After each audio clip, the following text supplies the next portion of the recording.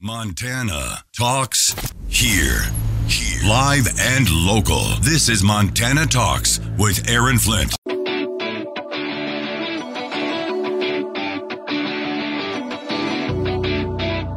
This is where Montana talks. Montana Talks with Aaron Flint. All right, well, every Monday here in the 7 o'clock hour of Montana Talks, we like to, get your work week started here, get your Monday kicked off with some business news in particular. Have you ever noticed that business news, good business news reporting can just be hard to find anymore these days in the rest of the media? And usually if it's a business story, they're somehow figuring out a way to trash business instead of to actually do business reporting. Well, I'll tell you what, look no further than the Big Sky Business Journal. And you can get the print edition delivered to your business or your house. And then I also like to sign up for the Big Sky Business Journal hot sheet, which is just kind of a quick snippet of some headlines that'll come in your email inbox here on a Monday morning. Evelyn Pyburn with the Big Sky Business Journal joining us every Monday, and we always like to start off with some good news. Evelyn, I think your reporting here about Colstrip is some good news in what Jim Atchison had to say, but where do you want to start this morning? Well, yes, actually, I kind of had it in my mind that coal would be the big issue today because of this fact that Colstrip has some promise down the road and how important coal is to Montana. But yes, Colstrip, they have a organization called Southeastern Montana Development, which is headed by Jim Atchison, and they have been looking at a idea that could save their community if the federal government succeeds in shutting down coal. But it's nuclear power systems that are small nuke generators that they could get a number of them and generate power and sell it to the marketplace.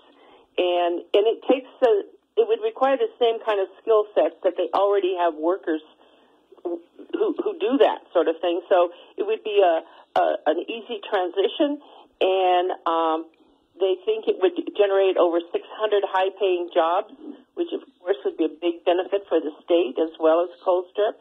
And it should probably be emphasized that this is not like the big Chernobyl kinds of facilities. These are small units that are already being used on things like submarines and so forth. And it is the same technology that Bill Gates is pursuing in the development of TerraPower, which he's building in Wyoming. Yeah, that's right. And in Wyoming at that facility, now that was a coal plant that was already set to retire. So they're saying, hey, we can take the same facilities, the same workers, and basically retrain them for a nuclear power plant because the same skills are basically required. So that makes sense. But here's the thing about Colstrip is we don't even need to transition. We don't even need to have a transition. We can keep the coal mine, keep Colstrip 3 and 4. Why not add nuclear into the mix, into the equation? Why not enhance Colstrip as an energy hub instead of simply transition it into something else?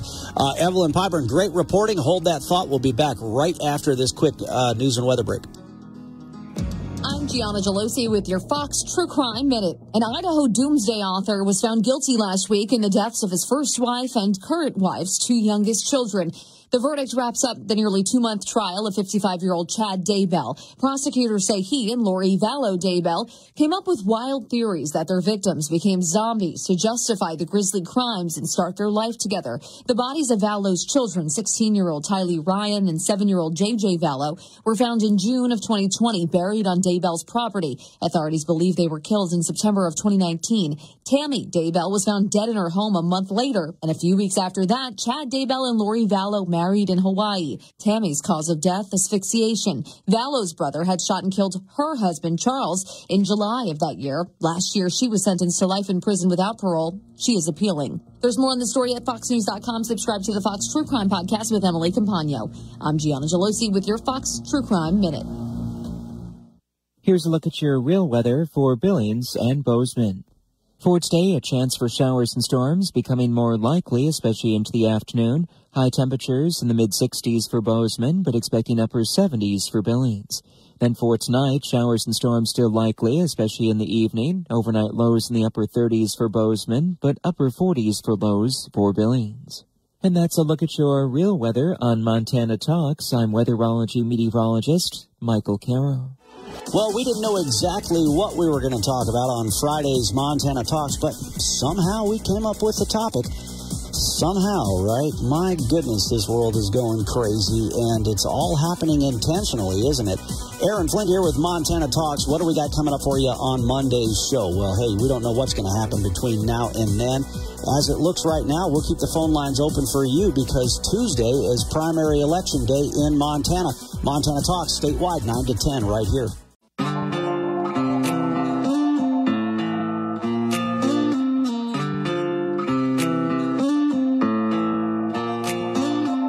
Serving the great state of Montana, from the peaks of the Beartooths to the banks of the Clark Fork River. Montana Talks with Aaron Flint. Yeah, I was just telling Evelyn Piper and the exciting news during the break there. The exciting business news for Montana Talks is, of course, many of you know that in our 9 o'clock hour of the show, that's when we truly take you statewide from Glendive all the way to Missoula.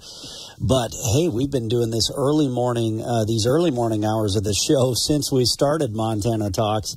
And 6 a.m. to 10 a.m., we've been simulcasting in Billings and Bozeman, but now welcoming our friends in Butte for all 4 hours of the show from 6 a.m. to 10 a.m., so that's a very exciting addition, and especially with Evelyn Pyburn joining us from the Big Sky Business Journal, because, boy, we're always talking important business news for the mining city. And speaking of mining, coal-fired power plant in Colstrip, yeah. Evelyn, great report here from you. Colstrip looking at nuclear power. I was just in Colstrip last Tuesday and caught up with Jim Atchison, and I like the point that Jim is making that we don't need to transition away from coal, because if we transition away from coal, well, then we lose the coal mine and the great jobs there. Let's keep coal. Let's keep the coal mine. Let's keep the coal-fired power plant.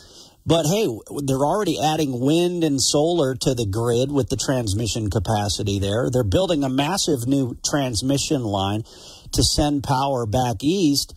Hey, let's add small-scale nuclear to the energy hub and keep coal there as well. Why not? Sounds like a win-win, right? Right. You know, Montana used to be an exporter of energy. We produce far more than we ever needed in energy, and there's absolutely no reason we couldn't be doing that again. And, the only reasons are because of barriers that the government has placed in the industry's way. So, yeah, it's just good sense that, you know, we have these natural resources and the world needs them, and why shouldn't we provide them? Well, and look at because of increased electricity costs, increased energy costs. Look at even businesses in the Butte area that have been suffering because of increased energy costs. And it's like Montana should not be in that position, but we had 16 years of Democrat governors pushing this green, so-called green energy, and these environmental groups have too much of a hold on our courts and our judiciary, so they've pushed this green energy nonsense, and now there's days where we've had to import power, and it's more expensive, and it's threatening electric reliability too. Yes, and bear in mind, there was a time when Montana, we consumers paid the lowest cost for energy in the nation. And this is what has been done to us through all these environmental regulations and the war on coal, which I really wanted to talk about because coal is so important in Montana because, well, first off, to remind everyone that it was President Obama who launched the war on coal. And we in Montana are kind of used to being in the backwaters of issues and not usually in the forefront. But this is an issue that places Montana squarely in the crosshairs. We are up front and center and it has the potential to be devastating to our state and our standard of living. And this is really important. Governor Gianforte and Senator Daines, I read, are supposed to be on Fox tomorrow evening to talk about this war on energy and to point out that its negative impact will affect the whole country and not just Montana. But according to the Montana Coal Council, 1/3 of the nation's coal reserves are in Montana, the most of any state in the United States. And the United States has more coal than any other country in the world. So Montana is estimated to have over 100 billion tons of coal. Most of Montana's coal production comes from the Powder River Basin, which is, of course, where they have suspended future leasing for coal. Coal mining in the Powder River Basin employs 610 people with an annual payroll of about $56 million. And that doesn't count the associated businesses that support the industry. And they largely spend all that money in billings. As a whole, the coal industry paid over $43 million in taxes in Montana last year. The state also holds, and I don't think most people know this, but the state also holds a $1.3 billion Montana Coal Tax Trust Fund that was established in 1975, which is funded by an additional tax the industry has been paying. And the principal is not touched in this fund, and the state doles out grants from the interest it generates. So it's a primary go-to source for most Montana communities when they need extra funds for almost any kind of community need, from water systems to fire trucks. Well, it's interesting, too. So there's another news story that David J. has for KTVQ television here. A bill by U.S. Senator Steve Daines would basically benefit the Crow tribe and also benefit, the Signal Peak coal mine south of Roundup. It's basically a land-swapped bill.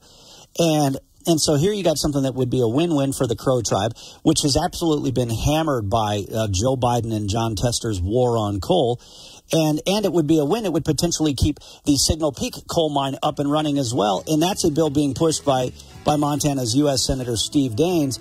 And anyway, it's very interesting here because I think of our friends in Butte and how helpful they can be in this fight against the war on coal. By voting against John Tester and voting against Joe Biden, you can save these union jobs, you can save that coal mine, and you can help the Crow tribe. Quick break, back after this. Montana stands with Donald J. Trump. We've got that story on our Montana Talks website, including reactions from leading state officials like Governor Greg Gianforte, Senator Steve Daines, Congressman Ryan Zinke, Navy SEAL veteran Tim Sheehy, and more. Plus, man, on Friday's show, we took all sorts of phone calls from all across Montana. If you missed a second of the show, Montana Talks has a podcast. Click the on-demand button, download the app. You'll get it all there if you miss any bit of it. This is where Montana Talks Ag with Lane Nordland. Farmers and ranchers have been very grateful for the precipitation we've received across the state of Montana over the past few weeks. But according to meteorologist Brian Bledsoe, that trend is expected to change in the next few weeks. We're never very far away from drought in the plains. That's kind of where I'm worried going forward. And I think, you're talking about planting windows. You're worried about how long this is going to continue. I think we're going to be seeing very clearly that this pattern is going to shut off for a little while. To the point, you mentioned the southern hemisphere in Mexico. They've been under the influence of just a tremendous ridge of high pressure down there that has been fueling drought. I've talked to several ranch managers, Southwest Texas, that do manage some ranches down in Mexico. And there are some places down there for the past couple of years. And I was talking to one guy at his headquarters, and he said, we haven't had greater than a quarter-inch of rain at the headquarters in 2 years. That ridge of high pressure, when it's that strong under this pattern, essentially leaves an artifact in the atmosphere that kind of will expand and contract and whatnot. That northern part of that is going to flex on the southwest and the western part of the United States here in the next couple of weeks, and the northern edge of that is going to have an influence up here. Last week it snowed in North Dakota, and we really haven't hit a lot of warm stretches at all, and I think we are fixing to turn this on a dime where we've had this kind of wet, cooler spring. We're going to get about a heat and dryness coming here shortly. For my full conversation with meteorologist Brian Bledsoe, visit Lane Nordlund Ag Broadcaster on Facebook. I'm Lane Nordlund.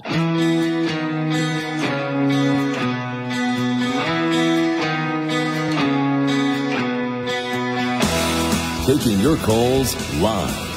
406-294-0970. Montana Talks with Aaron Flint. One quick business news story for you here. Another headline from KTVQ Television. Union workers at Stillwater Mine agreed to contract extension. So the Stillwater Mine union workers at the main Nye mine have agreed to a 2-week extension to keep talks going and try to hammer out a new deal. Heather McDowell, a spokeswoman for the mine, called talks between the two sides productive and collaborative, but she also says times have been tough for the company due to a 50% drop in the price of palladium. All right, let's sneak in a quick phone call here as we chat with Evelyn Pyburn from the Big Sky Business Journal. Steve in Valentine, did you have a quick question or comment? Well, I got a couple things, okay, just stuff that one thing I learned. I met a gentleman, a black gentleman, that had a shirt on that said the XL Pipeline, so I got to talking to him, and he was so upset with Biden came into office and started shutting down all this stuff. So I did not know this, but he went to California to continue his trade in the pipeline industry. And when he got down to California, he says within 2 years, Kamala shut down a big project down there in California, which I did not know. And the other thing is getting to the Crow tribe. When Obama was campaigning, the Crow tribe made him an honorary Crow tribe member. So that's right. Was it just one or two people at the Crow tribe that thought that Obama was great, the Democrat Party? Or, well, I think they thought they could get more influence with a Biden White House and presidency, and so they thought, okay, hey, if somebody adopts him into the family, then we'll have more influence with Obama. And, man, I even interviewed I was chatting with a former Crow tribal leader, and I asked him about that. He said, yeah, that didn't work out. Because Obama basically then, started targeting coal and started hammering the Crow tribe. So, trying to adopt Obama into the tribe, that sure didn't help. If anything, it backfired. Steve, thanks for the call. Great to hear from you. Evelyn Pyburn, when it comes to energy consumption, you came across a very interesting statistic regarding Montana. Yes, I really didn't realize this, but Montana uses more energy per capita than any other state. And part of that is due to the size of the state as compared to our low population. But we also have, and that gives us a great need for transportation. So, we use a lot of energy getting from point to point. And also, a lot of our industries are energy-intensive industries. And as we all know, we have severe weather extremes. So all of those things wind up making us consume more energy per person than in any other state. Yeah, that's it. Well, Ken in Great Falls would not be happy that Montana has the largest carbon footprint per capita. Well, of course we do. I mean, we're a massive state. We're, the fourth largest state in the country by land mass. It's like driving from D.C. to Chicago. And then in much of that open space, thankfully, is covered by farmland and ranch land. Well, it takes a lot of fuel to check on those cows, and it takes a lot of fuel to produce that food. And so, and then we've got massive trucking industry and mining and you name it. And of course we're going to have a large footprint per capita when it comes to energy use, as we should if we want to keep surviving, right? Right, and I'll bet you not a single person out there who's worried about our per capita energy consumption turns off their heat when the winter blizzards come down. Or still has not purchased an electric vehicle, yet they want to lecture us about buying electric vehicles, right? Yes. And another thing that I came across was that, and this is probably not such big news, but, Montana is using less coal, has been dropping in the amount of coal we use as natural gas has become more competitive. And also, in 2020, hydroelectric power generation exceeded coal-fired generation in Montana for the first time in more than 2 decades. Well, don't worry. Joe Biden and John Tester want to kill that, too. So you just give them time, Evelyn. Man, it's crazy, isn't it? I'm sure they will attack nuclear, too. Of course. I think the lawyers are already being lined up in order to stop nuclear, which is very clean. Well, that's because these environmental groups, it's big business to oppose business. So they'll oppose everything. Evelyn Pyburn, great reporting as always for the Big Sky Business Journal. Make sure you sign up, subscribe to the print edition, sign up for the Big Sky Business Journal hot sheet as well. Always a wealth of information. Evelyn, thanks for your time. All right, back in 60 seconds after this Fox News update. News, I'm Therese Crowley. First Lady Jill Biden in court on her birthday, showing support for son Hunter at his federal gun trial in Delaware. 250 people will be narrowed down to 12 jurors who will determine whether Hunter Biden is guilty of 3 federal gun charges. Federal prosecutors say Hunter lied about his drug use on a form to buy a gun in October 2018, a gun that he kept for 11 days. Fox's Madeline Rivera. President Biden expected to issue an executive order tomorrow to curtail illegal migrants at the border before heading off to Normandy to mark D-Day. Presidential candidate Donald Trump, after his New York conviction, raising $200 million, $70 million from small donors. And this video with UFC President Dana White at the fight in New Jersey. The president is now on TikTok. It's my honor. With applause and Kid Rock playing in the background, gaining 3.4 million TikTok followers. America is listening to Fox News. Dr. Fauci, what is this news about Dr. Fauci? And where did I put that tweet? I had it right in front of me. It's probably still sitting in front of me. I just have so much other stuff in front of me right now. I can't see it here. Andrea Tanteros had a great tweet about Dr. Fauci. But first, we got a message from Andy in Whitefish on our Montana Talks app. Andy in Whitefish says this: Dr. Fauci is going to testify shortly, and it should be interesting. Keep up the great work. Andy in Whitefish, thanks for that message. Yeah, what did Andrea Tanteros say? I had the tweet right in front of me, and now I don't know where I put that piece of paper. But, all right, that's all right. I'll find it here at some point. Basically, she documented and she rolled up all of the lies that Fauci put out there. And how we've now gotten emails that have proven that Fauci was lying. Remember that whole...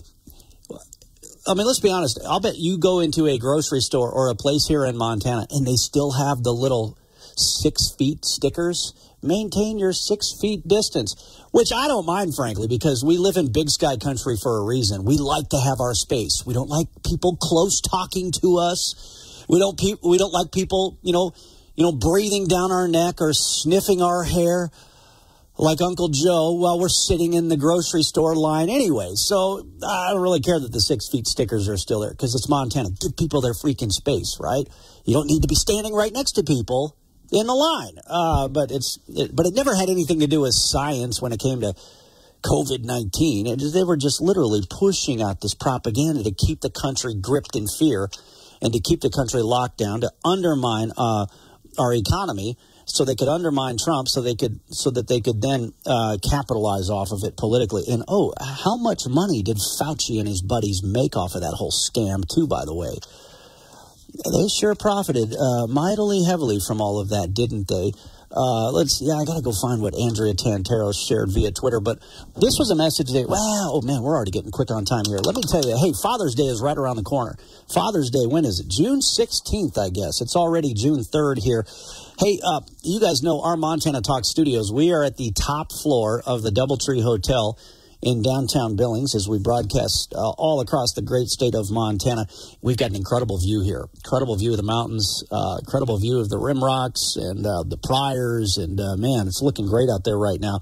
And then even when the sun goes down, you get a beautiful view of what look like city lights. Well, you can have that same view for a Father's Day brunch. If you're going to be in the Billings area, or if you're one of our Billings listeners, they're going to have Applewood smoked ribs with huckleberry barbecue sauce, grilled brats, prime rib carving station, some Cajun food, man, you name it.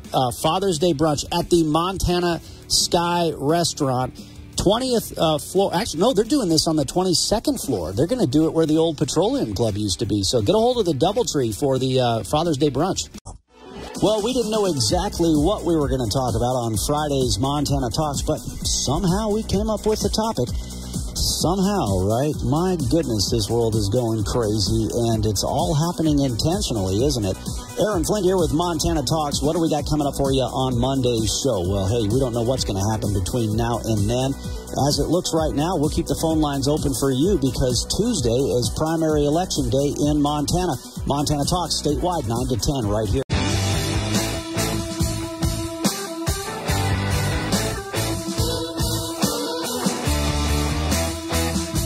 This is where Montana talks. Montana Talks with Aaron Flint. Oh, now Joe Biden is saying that he's going to announce some executive actions when it comes to our southern border. Jeff Monosso with Fox News Radio should be joining us any second. That might be him calling in right now. Gary in Billings, first up. Gary, did you have something quick to share? Thanks for the call. Aaron, thanks for taking my call. I want to talk about these commercials that KTPQ is running. They're using the radio announcers, Casey Condon and these other guys, to spread the lies that Tester's putting out. Isn't that campaign violation to have the announcers that Tester is running?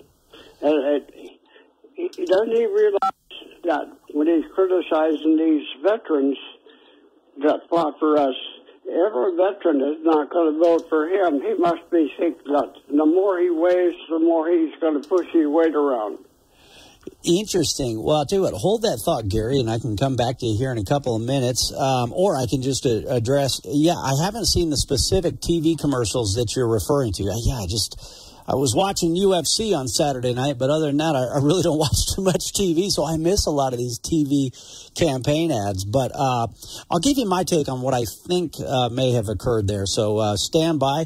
We'll come back to you. We do now have Jeff Monosso, Fox News Radio, on the phone lines with us here. Jeff, always an honor to have you on the program. Thanks for being with us. Thanks, Aaron. Well, here we are 3 years later. Joe Biden opened up the southern border for this illegal immigrant invasion through executive action. Now, apparently, he's considering some executive actions to at least claim to try to secure the southern border. What's the word you're hearing? It's interesting because this comes on the heels of a report that shows the Biden administration quietly terminated 350,000 asylum cases of illegal immigrants since 2022, so 2 years, without using immigration judges and allowing these people to go free into the U.S. and to essentially become, U.S. citizens.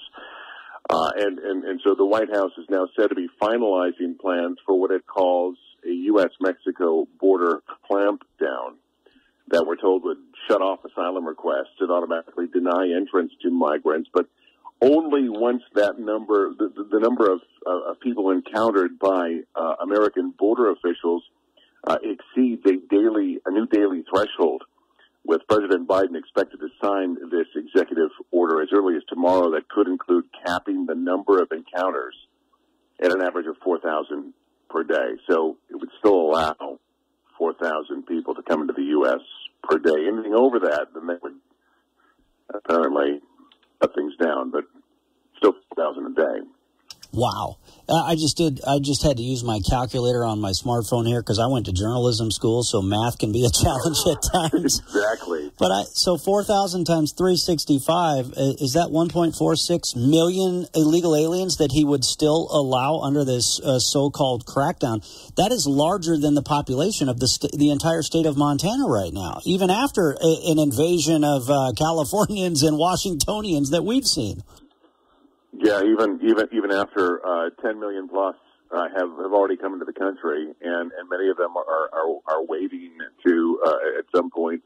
You know, they've been allowed to go into the interior, freely, with a promise to show up to an immigration judge at some point.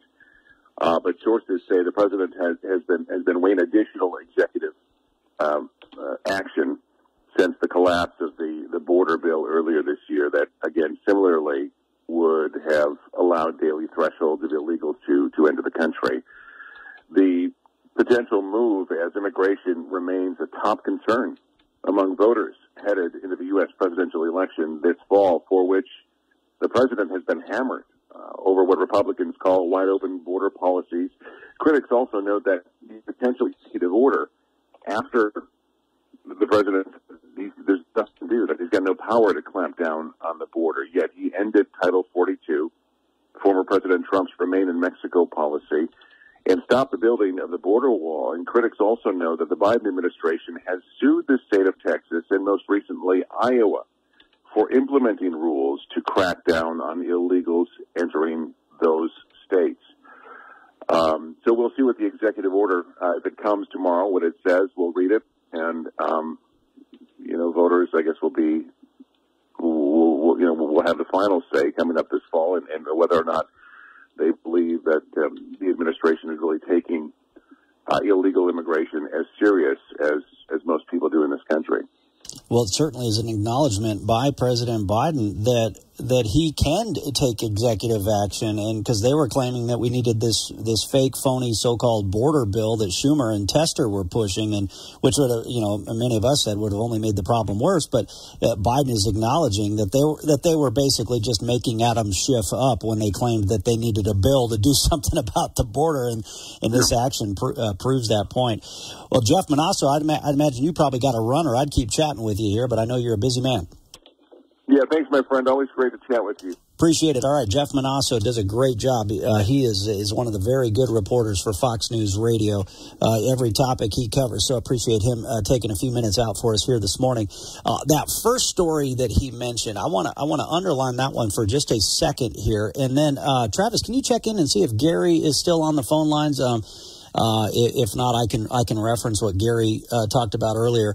But that point that Jeff Monosso, you heard him right.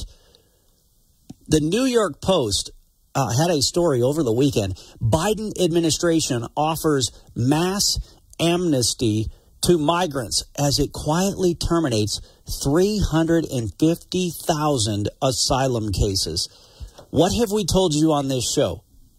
We told you how the Biden administration is deliberately abusing the asylee and refugee programs.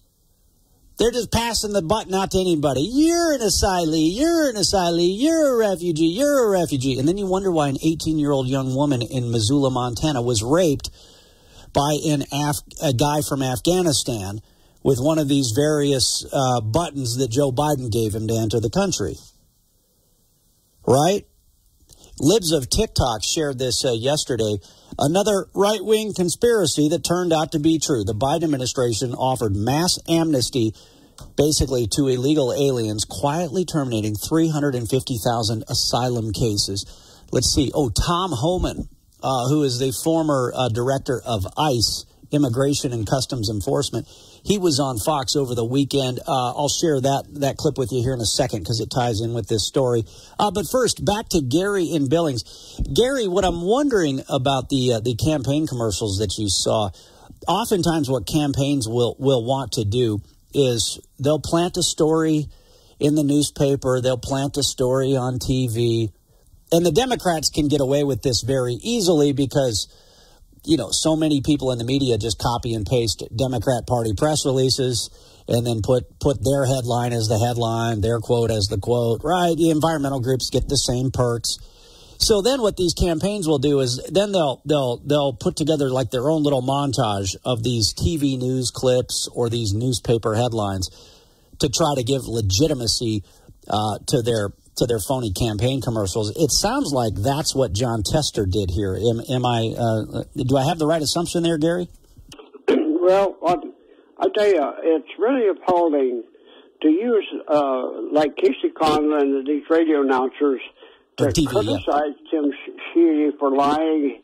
He's $77 billion in debt. He can't be trusted, and then at the end, Tester says, "I approve this message." Well, doesn't that guy realize that every veteran is going to side with Tim Sheedy because Tester's lying and he gets away with it? But I think for the general people, that should be against campaign laws. Yeah, well, interesting. Yeah, this is why, when news outlets use these fake news stories, I think that was some Montana Free Press, which is a very left-wing outfit. They did this headline, Bridger Aerospace is struggling. Okay, you interview some liberal business professor from the University of Montana. Why don't you go find a real business professor? I mean, talk to anybody who's actually handled these types of business transactions. They'll say, it's an aviation business that recently went public on the stock market, and they bought a bunch of airplanes because, to fight fires as an aerial firefighting company, you need to have more airplanes. So they spent a bunch of money to buy a bunch more airplanes so they can do a lot more business and a lot more work. But some liberal business professor in some liberal media outfit says, they're in massive debt. Look at all this money they've lost. They bought a bunch of airplanes, you morons. But people fall for this stuff. Even some useful idiot Republicans fall for this stuff because they're so desperate. It's like, you guys, did you fall for the Russia hoax too? But you'll believe the same fake news media whenever they throw this crap at any other Republican here in Montana? Wake the hell up. It's 7:50 in the morning already.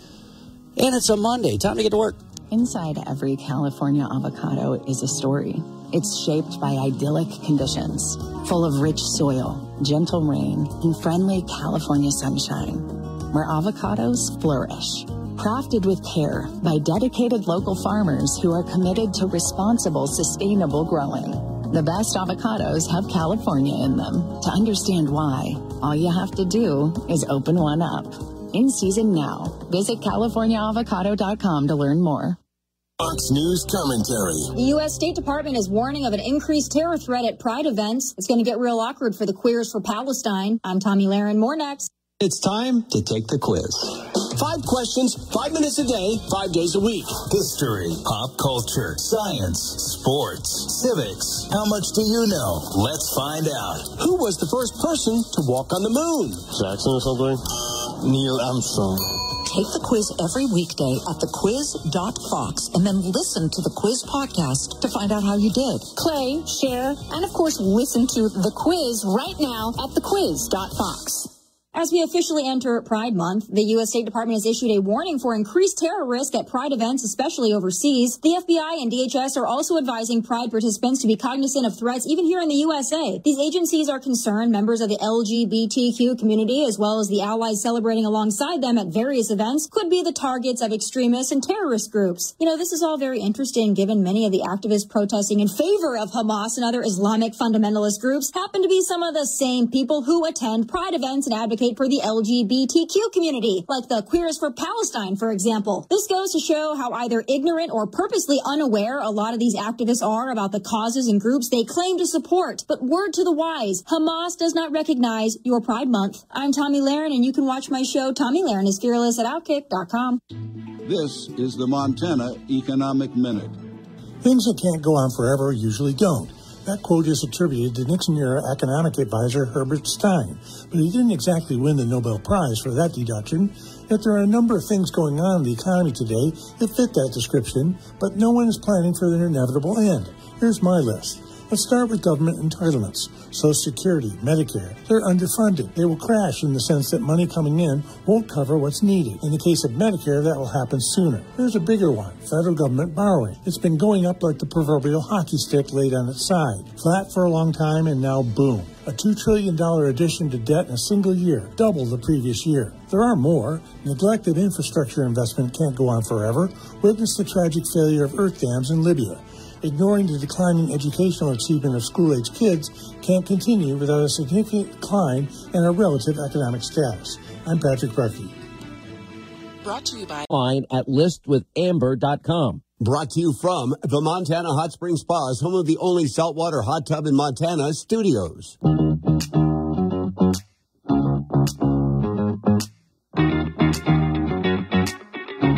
Taking your calls live, 406-294-0970. Montana Talks with Aaron Flint. This is exactly what John Tester wants. Open up the border vis-a-vis Joe Biden executive action, flood the border with illegal aliens, allow illegal aliens to flood into this country, and then whoop, whoop, whoop, just wave your magic little wand and, you know what? You get asylum.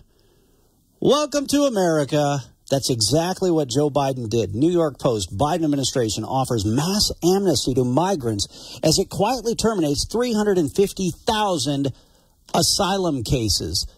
Let's see, I think I might have even pulled up a Fox News story on this, possibly. All right, but I do know that I have this for you. Tom Homan, former ICE, Immigration and Customs Enforcement Director, was on Fox and Friends over the weekend. Here you go. He's talking about this exact story that we just covered with Jeff Monosso. Seems to me that the president terminated those asylum cases over the course of the last couple of years so that the numbers don't look as bad as he sort of read the tea leaves and said, hey, the American people are mad at me for what's going on here on the border. Is that an accurate assessment? It is, but here's the other part of it. The Biden administration knows what I know, that based on immigration court data over the last 10 years, 9 out of 10 of these people claim asylum at the border won't win a case. They'll be ordered removed because they either don't show up in court or they don't qualify. They're asylum fraud. So rather than keeping them in a case to get an order or deportation, they're going to close the case down and let them be here illegally. They'll have a couple of USC kids. Then when ICE does finally find them down the road, no one's going to remove them. Hey, they got 3 USC kids, or they're going to hang out for the next amnesty. This administration knows exactly what they're doing. They know these people get order removal and be ordered deported. They don't want that. They'd rather be here illegally and wait for the next amnesty, be counted in the next census, which will benefit the Democrats. They got a plan, and this is their plan. Yeah, it's almost like, to put it in the context of a court, it's like the judge and the prosecutor just dismissed the case against all these people, and now they are free to do whatever they're going to do. So, Tom, what is that? What do these 350,000 individuals do? Where are they? How do we track them? Well, look, I think under the next Trump administration, we're going to track them. We're going to find them because, they enter the country legally, which is a crime. This administration doesn't seem to understand that. Entering the country legally is a crime, and there has to be consequences. Because if they're not removed, you're never going to fix the crisis on the border. This administration, when you think they can't do any more damage, they find a way to do more damage. They haven't done a single thing to slow the flow. And I guarantee you the executive action they're going to come out with today is going to be another insult on the American legal system. Not only do they ignore existing law on immigration, they actively violate the law, and they need to be held accountable. That's right, and yet they flood the country with rapists and murderers and criminals and people being released from mental institutions, coming from the same administration that wants to throw their presidential campaign rival behind bars. But they don't want these illegal alien criminals put behind bars. They want their political rivals put behind bars. All right, we got phone lines open coming up for you in the 8 o'clock and 9 o'clock hours of the show. Here's another phone number you can call. If you're somebody who's trying to trim down for the summer, hey, you can just go do a quick little tune-up. Maybe it's only a 2-week tune-up. Maybe it's a 3-week tune-up. It's a great way to just do a quick slim down, trim down ahead of the summer, and then also build some good new habits again before you pile on a bunch more weight heading into the barbecue season. Or, hey, I'll tell you what, if you've got a lot of weight that you're looking to lose, let me tell you about the program that works. It's called Billings Last Diet. And you don't have to be in Billings to benefit from Billings Last Diet. They've got a remote option now, and folks all across Montana are taking advantage of this. You do remote video chat sessions with your diet coach. They send you the Ideal Protein products in the mail. They send you your own scale. And we've got a listener that's lost 100 pounds using that very remote option I just told you about. Call Billings Last Diet, 406-294-6751, or check them out, billingslastdiet.com.